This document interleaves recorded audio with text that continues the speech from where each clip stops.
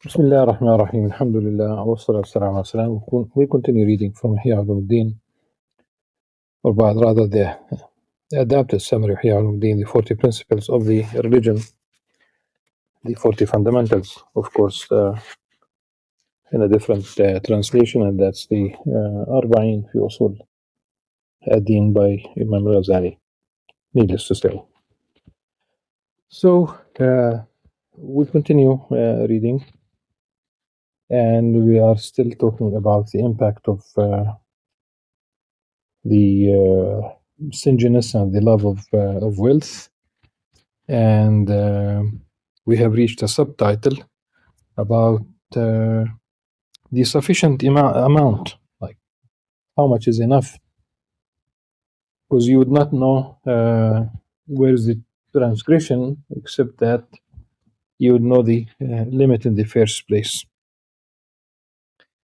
So the Imam rahimahullah said,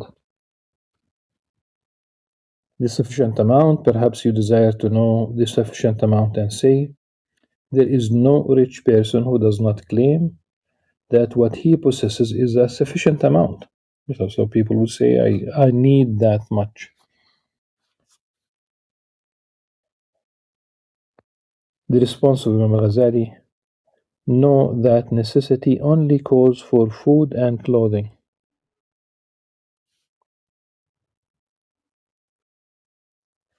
If you were to abandon beautification regarding clothes, then 2 dinars a year would suffice you for both winter and summer, with which you would buy a garment of rough material to protect you from the heat and the cold.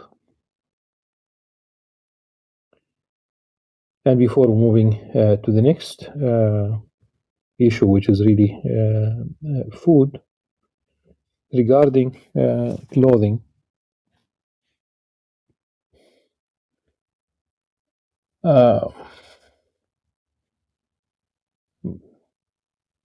probably you can give examples of very excessive cases. A shoe, woman's shoe, adorned with covered with diamonds, for example. It is meant to step on earth. How could you basically, or sometimes they also cover, massive, beautiful, cars. They are beautiful on their own, but they cover them again. They could be made of gold. They could be covered with diamonds. There are such cases. A good car. This is something, a good car, a good functioning running car. A car that will carry you from A to Z rather than you carry the car to the mechanic every day. As it has been said that I'm not rich enough to buy an old car. An old car, you just spend more on the old car. That's really a mentality. So there are excessive cases.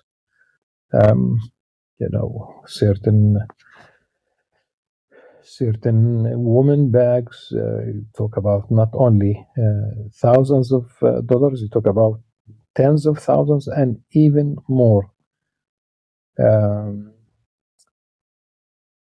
This is something, I could go on with examples. So yes, and the problem I see that I'm talking about in public. In general, yes, there are a couple of men who would not wear appropriate clothing, but it's more general amongst women.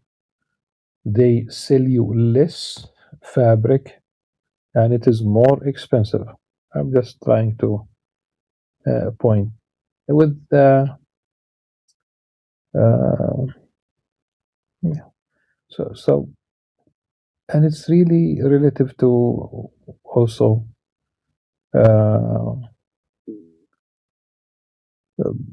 in the hadith that رب درهم سبق 1000 dirham, that maybe one silver coin could be worth much more than 1000 silver coins when you give charity for the sake of Allah subhanahu wa ta'ala. Because if that dirham is your only dirham, that's 100% of your property, your wealth. If the 1000 dirham they are a fraction, not even 1% of your wealth. So the dirham from that perspective is more. But the same thing when we talk about buying things without saying that this is haram, that would be a big issue. But Imam Al-Ghazali is trying to give you. It has been said also about Umar bin Abdul Aziz, rahmahullah, or radiyallahu anhu, really. When he was, before he became the Khalifa, when he was a youngster, he would pay so much for his clothing. But when he became a Khalifa, he stopped that. He became very austere, extremely austere. And I'm sure that all of the listeners know this. Next is food. If you abandon indulging in your food and satiation with food under all circumstances, then a mud every day is enough for you.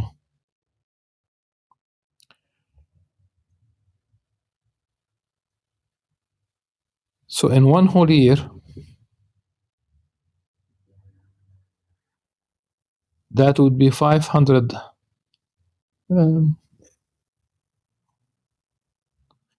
mean, they have transcribed in the translation ratl into ritl.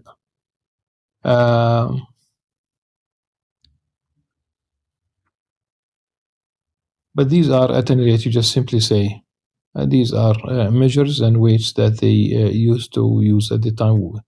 For us nowadays, if we say ratl, that's 3 kilograms.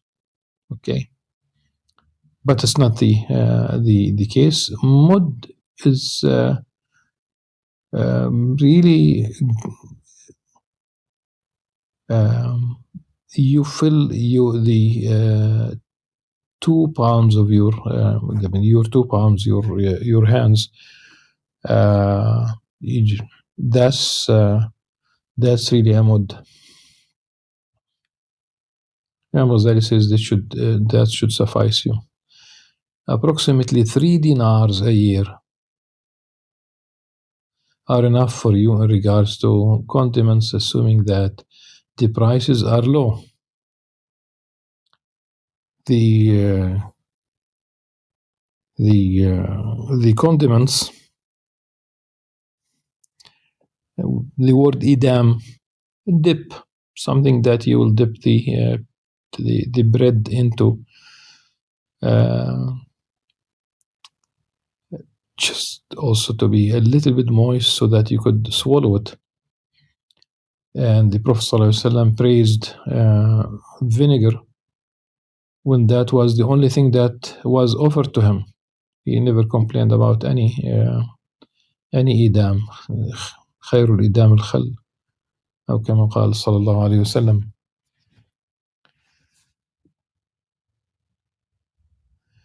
Now, of course, today in most cities, in most countries, you would pay even for the water, and they would charge you for sewage, and they will charge you property tax, which is understandable. I mean, who's going to pay for the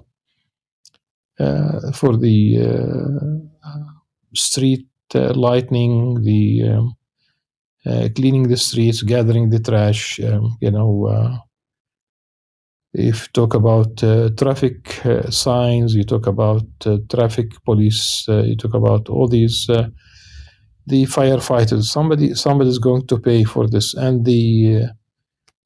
it depends on the system. So I'm just trying to think about whether,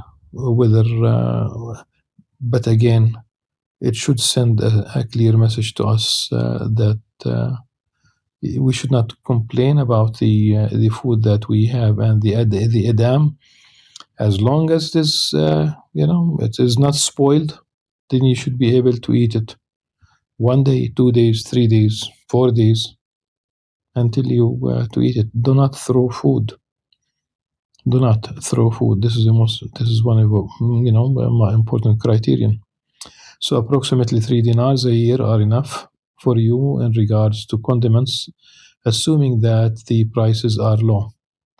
In one case, I've read it in Ihya Ulum, as far as I can remember, that Salman Farisi radiallahu anh, so Sayyidina Umar ibn Khattab radiallahu anh, having 2 idams, 2 condiments, 2 dips at the same time, and he practically advised him not to, and it was said in this story that Umar would not, radiallahu anh, would not really conjoin, that, like, he will not consume, he will not eat 2 condiments in the same setting after the Salman al-Farisi's advice.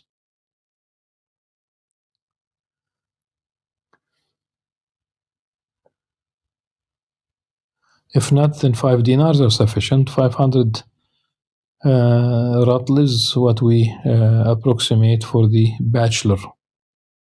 If you have a family, then take for each member that amount. If you are an earner and make in a day what suffices you for that day, then turn your attention to and preoccupy yourself with worship.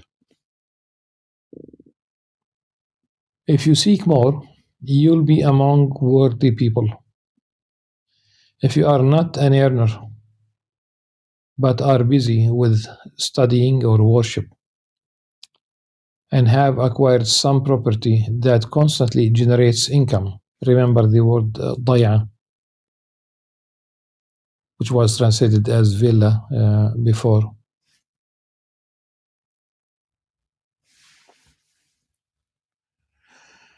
And I think it will be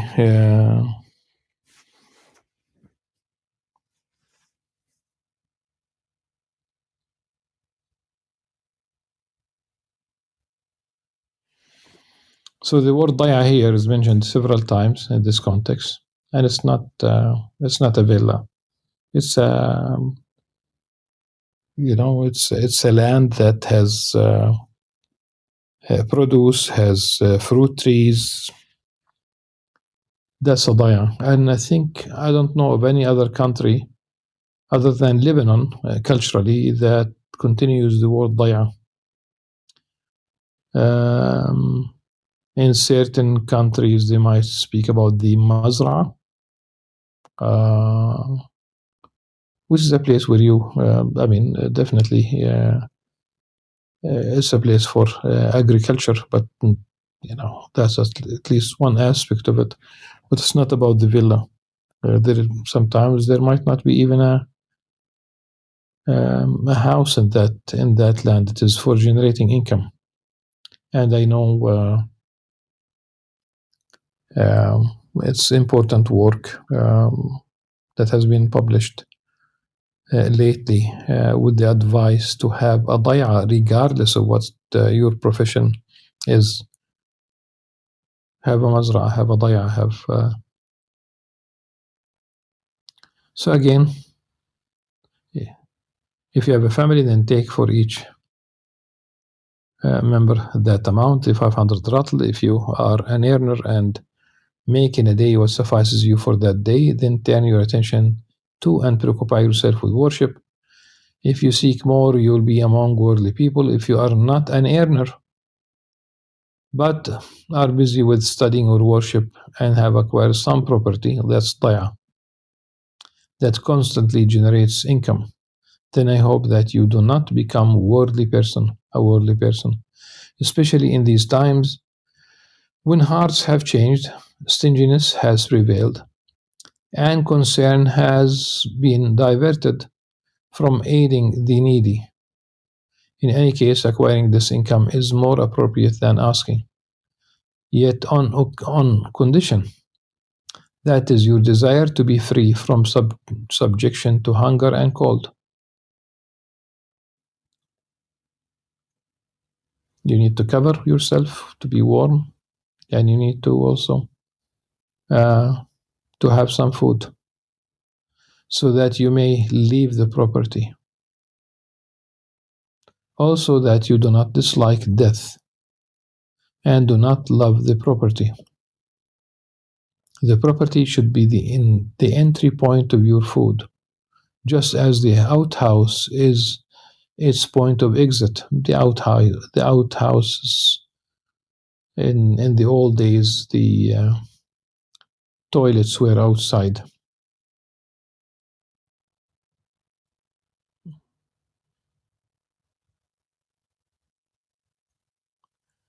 You must only want it out of necessity and desire to be free of it, so as to get out of the prohibition in the Prophet ﷺ statement. Do not take a will now. It's, again, I think that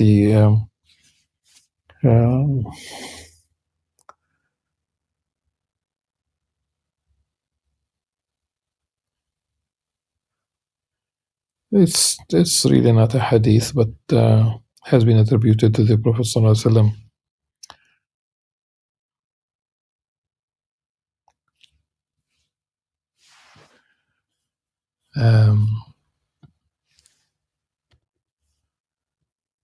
So it's in the Arabic text. لا تتخذوا الضيعة.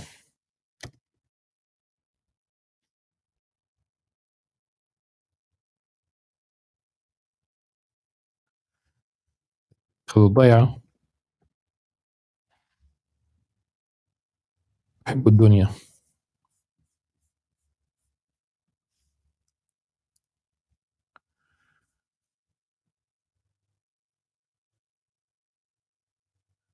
It's فترغب في الدنيا.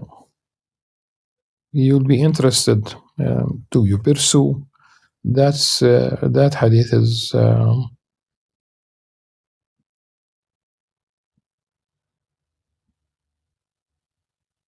صحيح, and the Tirmidhi it is rendered Hasan, and amongst contemporary Muslim scholars they said it is Sahih, which means it's basically the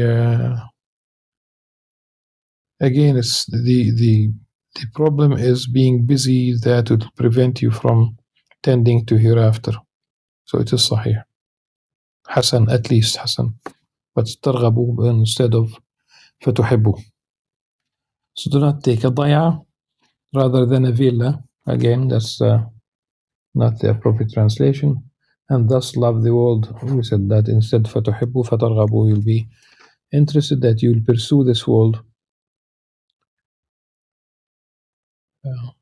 A farm could be, but a farm will entail animals.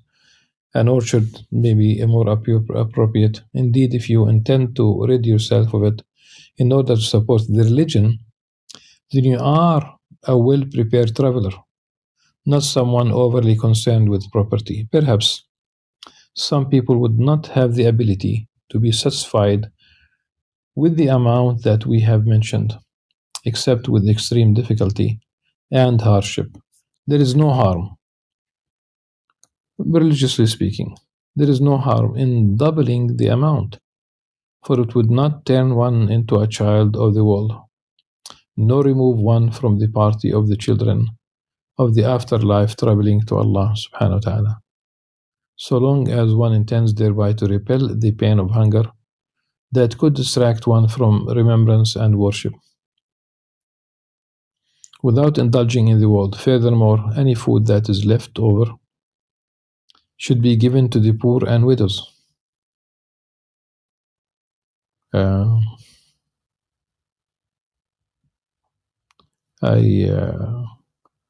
I did mention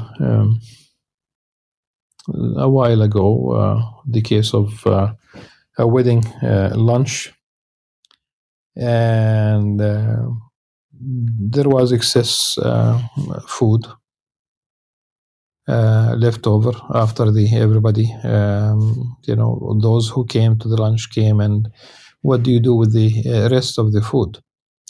And the cook who who prepared the food told me, I made a mistake when I mentioned this in the past, that I thought that we spoke about 100 pieces. It was 100 kilograms. That's equivalent to 400 pieces. And someone suggested that the food would be sent to an orphanage or something like that. Unfortunately, there were voices that said, just don't bother. It's just like too much work, if you will. Subhanallah. There are societies now in certain parts of the Muslim world that take, leftover food from these wedding parties or whatever, and they distribute to the needy, which is a good thing, really.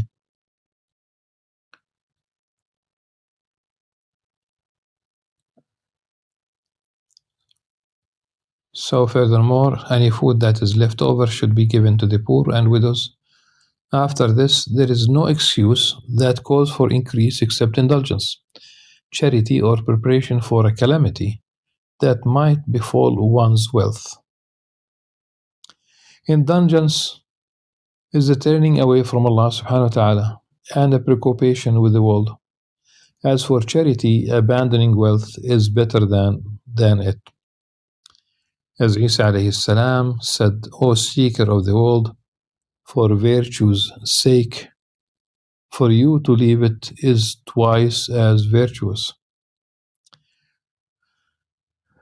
As for preparation due to fear of a calamity,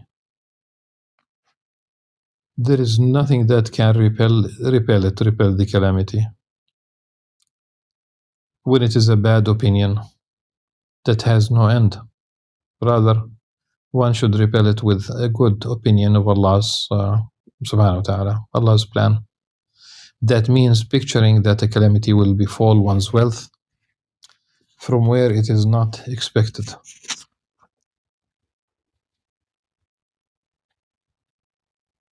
At the same time, picturing that a new door of provision will open from where one does not expect it. And I love this verse.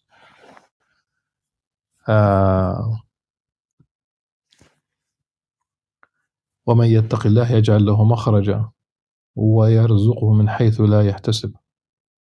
Whoever fears Allah, He will make a way out for him and provide for him from where he does not expect. Subhanallah.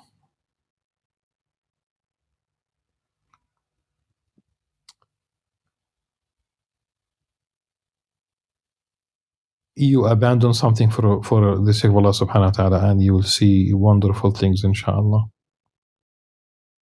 You abandon something haram, and you see much khair in your life, inshallah. If the rare opposite is supposed, a slave should not believe that lifelong security from all trials is praiseworthy. Rather, trial is what polishes, purifies, and rids the heart of all filthy things. For this reason, it is a sign to the prophets, then the saints, then whoever is most like them.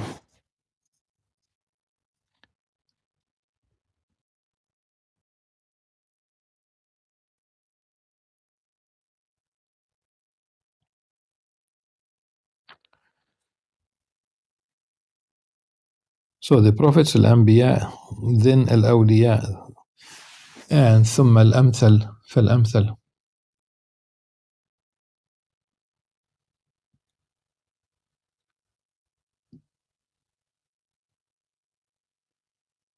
Therefore rely upon the bounty of Allah subhanahu wa ta'ala, and know that nothing befalls you except that there is good in it, For truly the planner of creation, Allah subhanahu wa ta'ala, in all its dimensions, is more knowledgeable of what is in your welfare.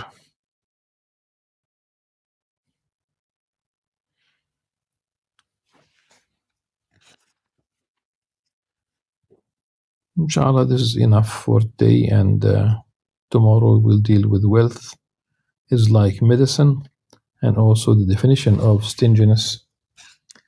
And so we'll have about 3 pages in English to cover before the 6th principle. So we're still dealing with the 5th principle until tomorrow, inshallah. سبحانك اللهم وبحمدك نستغفرك ونتوب إليك. السلام عليكم ورحمة الله وبركاته.